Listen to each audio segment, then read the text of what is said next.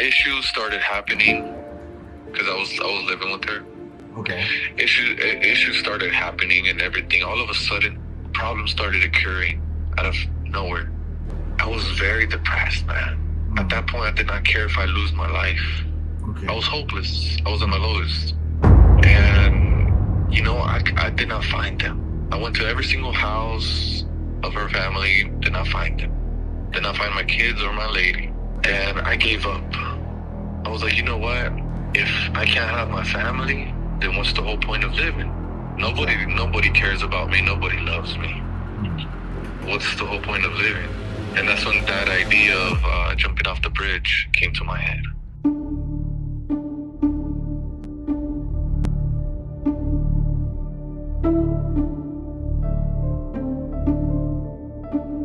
So then one time, I picked up a female.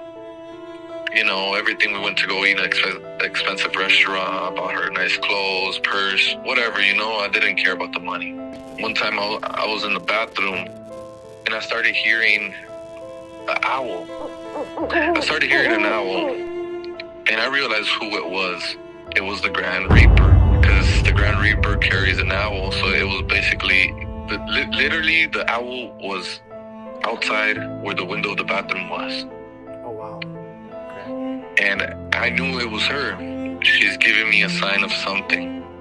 When I had my new truck, I realized that the same little statue that I had of her was the same color as the car.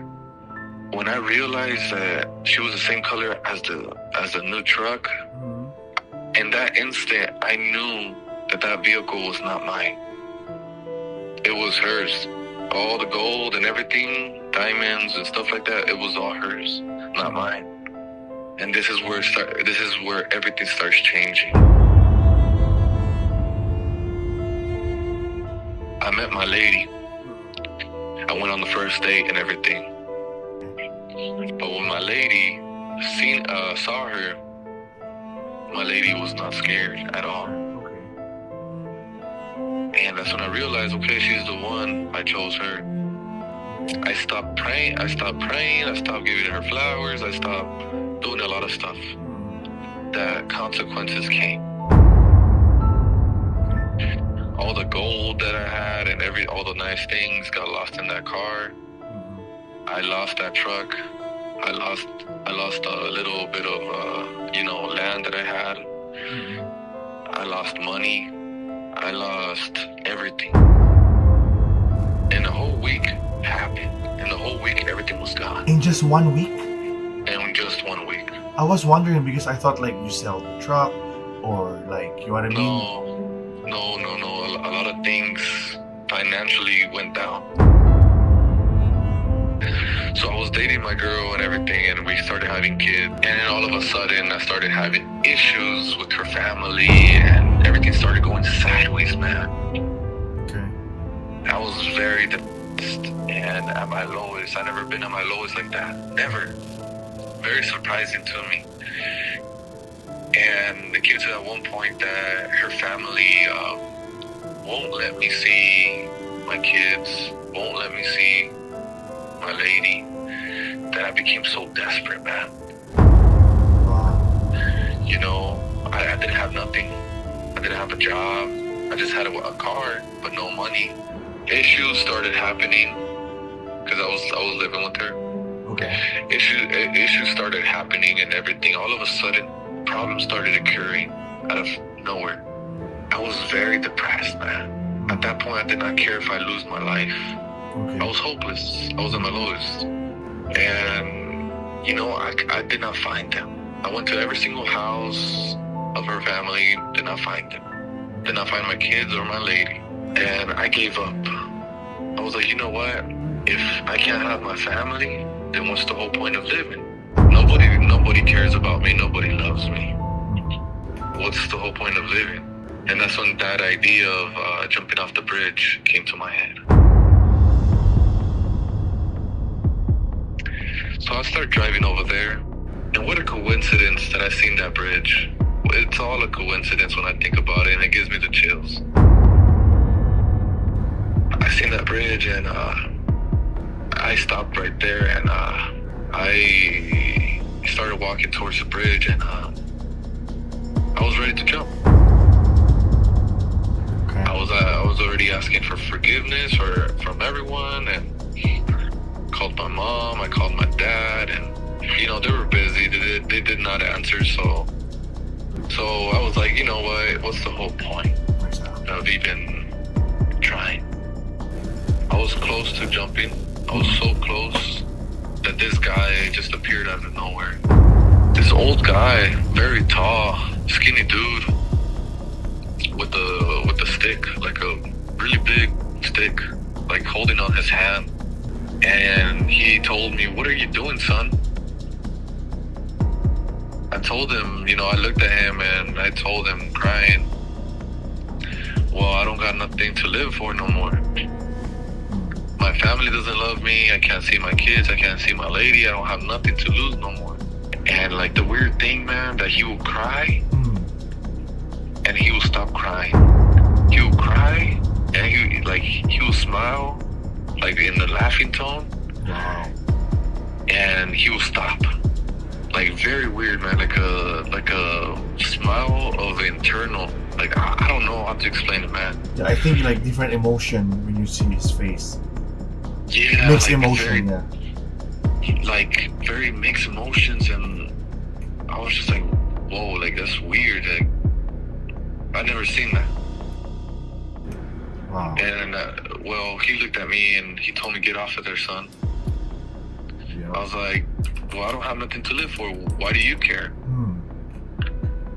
He told me, "Look, there's a solution." Okay. He told me, I started watching you since you were a kid, Wow. and I knew this moment was gonna come. And I was like, okay. He's like, "First, I need you to take a step back. I want to tell you something." Now he got very serious. Like he got very mad. Okay. He said, "Your dad loves you a lot, and your mother loves you a lot. You just don't know that." And then he started to cry. And then he stopped. He said, "Your family loves you a lot. You just don't know that. Okay. You want me to tell you something, son? You're someone special, and I always have viewed you like that. You're something gold to me. And your life could change right now. Just give me a sec to talk to you." And well, he started talking to me, and he asked me to tell him my past, Okay. which that was one mistake that I made. I told him my past and everything, and then before anything, I told him, "Oh, I'm Robert." And that's when he told me, "I know who you are already. I don't need you to tell me." And that's when he told me that his name was Mammon.